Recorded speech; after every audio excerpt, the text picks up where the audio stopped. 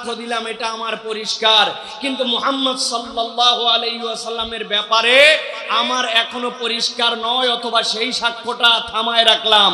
একসাথে জিজ্ঞাসা করতে চাই, আল্লাহর সাথে রাসূলুল্লাহর সাক্ষ্য যদি না দেওয়া হয়, রিসালাতের সাক্ষ্য যদি না দেওয়া হয়, এই ব্যক্তি কি ঈমানদার হতে পারবে? একসাথে বলতে হবে, পারবে? এখন দুইটা কথা এই জায়গায় আছে, ঠান্ডা মাথায় বোঝেন। আশহাদু আল্লা ইলাহা ইল্লাল্লাহ আর আমানতু বিল্লাহ, এই দুইটার মধ্যে মাঝে মাঝে আমরা গোলায় ফেলি।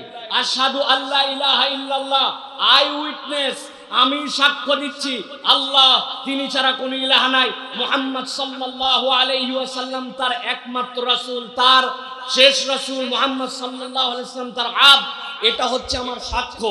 আর যখন বলি আমানতু বিল্লাহি ওয়া মালাইকাতিহি ওয়া কুতুবিহি ওয়া রুসুলিহি, এই আমানতু বিল্লাহ আর